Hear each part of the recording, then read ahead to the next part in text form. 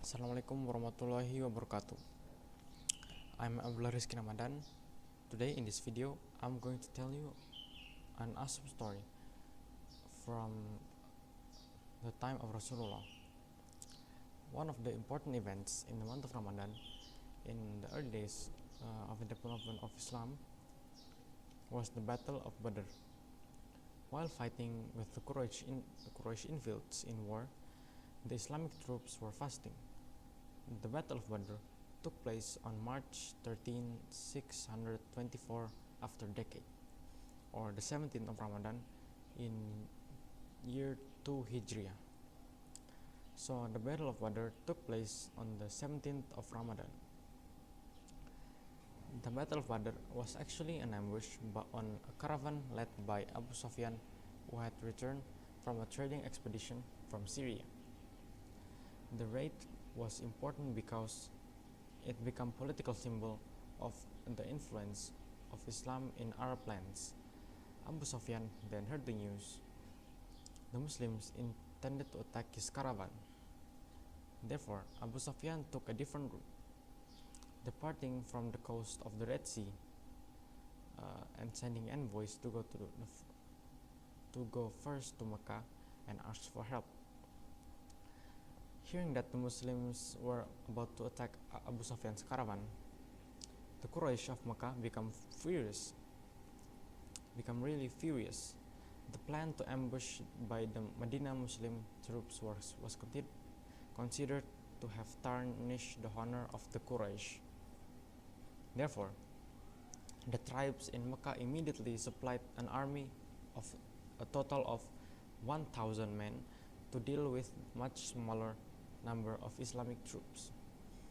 Among the Quraysh troops, there were even relatives of the Prophet Muhammad from the Hashim tribe, such as Prophet's uncle, Abbas bin Abdul Muttalib, Hakim, it's Khadijah's cousin, and so on. The big battle in the Battle of Badr was actually beyond the expectations of Muslims. From the beginning, the Prophet Muhammad ﷺ planned the deployment of Muslim troops for ordinary ambitions, not like the big war, not for the sake of major war. Because of that, the Islamic troops at that time were not many, only 313 people. When two armies camped at Badr, the different strength between Quraysh and Muslim armies was evident.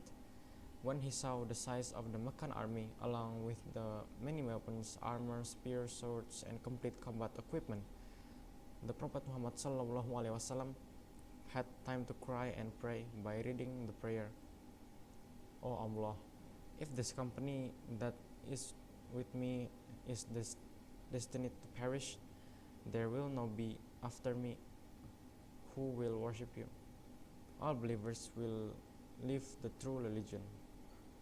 After that, Prophet Muhammad ﷺ devised a strategy resistance. He lined up his soldiers in tight formation and at the same time ordered that the wells be immediately controlled in order to cut off the water supply to the Quraysh troops. Another strategy is to start the war with long-range combat. When the Quraysh troops departed to attack, the Islamic troops did not immediately greet him with a direct physical duel, but first shot arrows from a distance. After that, they drew their swords and fought one and one. With a neat calculated energy as strategy, after noon, 50 leaders of Quraysh tribe were killed, including Abu Jahl, while the rest have fled. On another hand, the victims from the stronghold of Muslims troops were only 14 people. And at the end of Battle of Badr, in addition to successfully repulsing 1,000 soldiers of the Quraysh Muslim forces also took the spoils of 600 complete armaments, 700 camels, 300 horses, as well as Abu Sufyan caravan trade. The Battle of Badr is narrated not to last long. It is estimated that it only took about 2 hours for the Muslim troops to break down the defenses of Quraysh army and take advantage of the chaos to win the war.